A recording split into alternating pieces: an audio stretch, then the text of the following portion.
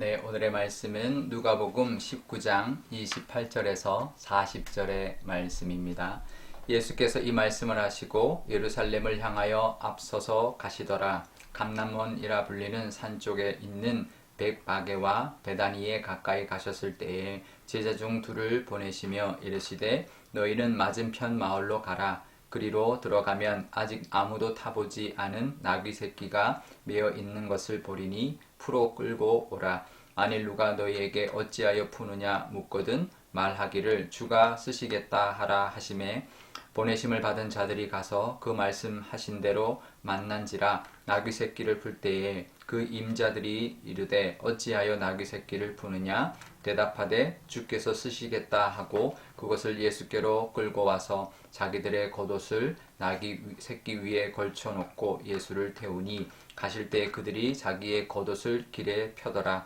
이미 감람산 내리막길에 가까이 오심에 제자의 온 무리가 자기들이 본 바 모든 능한 일로 인하여 기뻐하며 큰 소리로 하나님을 찬양하여 이르되 찬송하리로다. 주의 이름으로 오시는 왕이여 하늘에는 평화요 가장 높은 곳에는 영광이로다 하니 무리 중 어떤 바리새인들이 말하되 선생님이여 당신의 제자들을 책망하소서 하거늘 대답하여 이르시되 내가 너희에게 말하노니 만일 이 사람들이 침묵하면 돌들이 소리 지르리라 하시니라.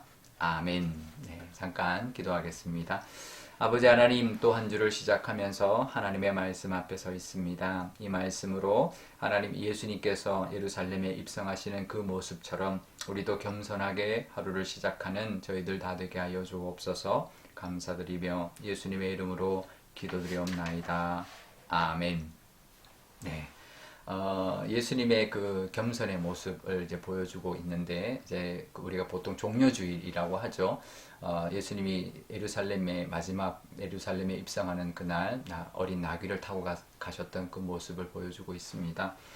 김남도 교수님의 그 1000번을 흔들려야 어린이 된다라는 책이 있는데요. 거기 보면 모죽이라는 이제 대나무를 이제 소개하고 있습니다. 뭐 다른 곳에서도 사실 모죽 이야기를 참 많이 하는데요.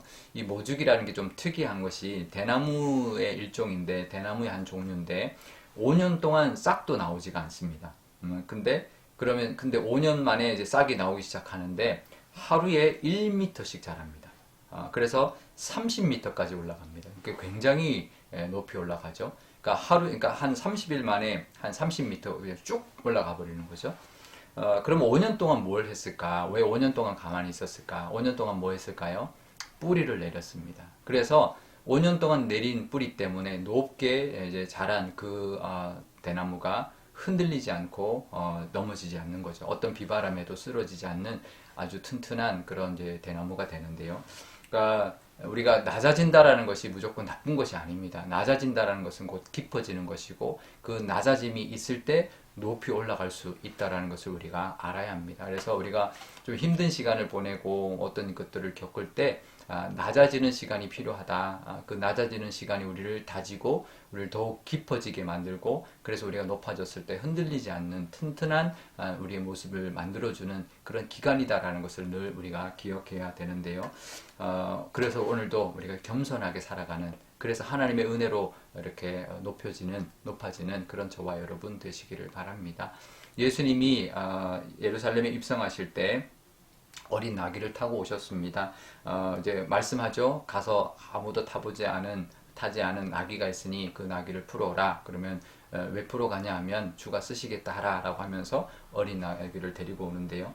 그것은 예언을 성취하기 위함이죠. 우리 스가랴 9장 9절에 보면 예루살렘에 따라 즐거이 부를지어다. 왕이 내게 임하시니 그는 겸손하여서 나귀를 타신다.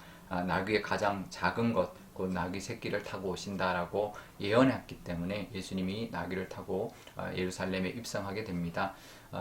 그 나귀가 원래 작죠. 근데 어린 나귀는 더 작습니다.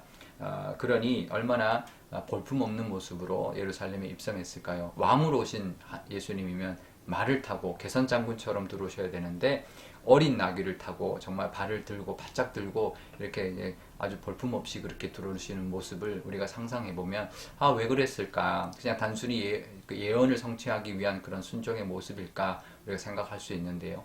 그것은 일종의 겸손의 왕으로 오셨다라는 것을 보여주는 거죠. 선포하는 것입니다. 이 땅에 군림하기 위한 왕이 아니라 겸손의 왕으로 왔다라는 것을 모든 사람들에게 보여주기 위한 하나의 모습인 것이죠. 그런데요, 그게 끝이 아니라 예수님은 겸손의 왕으로 오셔서 십자가까지 내려가셨습니다. 그 십자가까지 내려가신 그 겸손의 모습이 있었기 때문에 하나님이 높이시는 만왕의 왕, 만유의 주가 되신 것이죠. 그 낮아짐의 깊어짐의 시간이 있었기 때문에 하나님이 높이시는 그 은혜를 예수님도 누렸던 것처럼 우리도 낮아지는 모습 또 깊어지는 시간이 있을 때 하나님이 높이시는 은혜를 우리가 누리게 될 것입니다. 그런 예수님을 따르던 사람들의 모습이 나오는데요. 겸손의 왕으로 오신 예수님을 뒤따른 사람들의 모습은 순종이었죠. 주가 쓰시겠다라 하라고 했을 때 제자들도 가서 그것을 말했고 그 주인도 이제 주가 쓰시겠다 할 때 그 어린 아기를 내어주는 그 순종의 모습, 그리고 겉옷을 이제 그 예수님의 그 앞길에 펴는 그런 우리 존경의 모습, 그리고 또 큰 소리로 하나님을 찬양하는 모습이 있었습니다.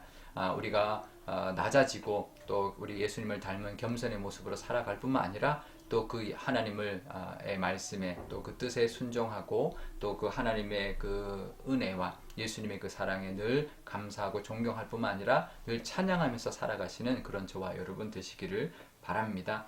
우리도 예수님의 제자로 또 하나님의 자녀로 살아간다면 예수님처럼 살아야 할 것입니다. 겸손의 왕으로 또 낮아짐을 무서워하지 않고 두려워하지 않고 낮아질 때 우리 모죽처럼 정말 깊어지는, 그래서 뿌리가 더욱 깊이 땅에 내려갈 때 하나님이 높이실 때 흔들리지 않는 그런 은혜를 누리게 될 것이고, 또 하나님 앞에 쓰임 받을 때 정말 어떤 유혹에도 흔들리지 않는 그런 높아짐과 또 하나님께 쓰임 받는 저와 여러분 되실 줄 믿습니다.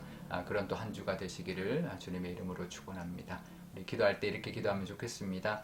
하나님, 우리 예수님이 이 땅에 오셔서 하나님의 아들인데 이 겸손의 왕으로 또 겸손의 모습으로 십자가까지 내려가셨던 그 모습을 우리도 본받는 또 한 주 되게 해달라고 기도하면 좋겠습니다. 또 우리 코로나나 여러 가지 사건 사고와 어떤 상황 속에서도 우리 교우들을 또 이 한 주 동안 지켜주시기를 위하여 기도하면 좋겠습니다. 제가 기도하겠습니다. 아버지 하나님, 감사합니다. 오늘도 이 말씀으로 하나님 우리에게 주시는 하나님의 음성이 있을 줄 압니다. 예수님이 이 모습으로 정말 어린 나귀를 타고 예루살렘에 입성하는 그 모습을 우리에게도 보여주고 계시는 줄 압니다. 그렇게 겸손하게 하나님의 그 말씀과 그 뜻에 순종했던 것처럼 우리도 하나님의 뜻에 순종하게 하여 주시고 더욱 낮아지고 더욱 깊어지는 저희들이 되게 하여 주옵소서. 깊어져야 하나님이 높이실 때 흔들리지 않을 줄 압니다. 우리가 낮아져야 하나님이 높이시는 그 은혜를 우리가 덧입을 줄 압니다. 하나님, 그 모습으로 또 한 주 살아가게 하여 주시고 우리 교우들 코로나와 여러 가지 사건 사고로부터 이번 한 주도 지켜주시는 그 은혜를 부어 주옵소서. 감사드리며 예수님의 이름으로 기도드리옵나이다. 아멘. 주기도문 하겠습니다. 하늘에 계신 우리 아버지, 아버지의 이름을 거룩하게 하시며 아버지의 나라가 오게 하시며 아버지의 뜻이 하늘에서와 같이 땅에서도 이루어지게 하소서. 오늘 우리에게 일용할 양식을 주시고 우리가 우리에게 잘못한 사람을 용서하여 준 것 같이 우리 죄를 용서하여 주시고 우리를 시험에 빠지지 않게 하시고 악에서 구하소서. 나라와 권능과 영광이 영원히 아버지의 것입니다. 아멘.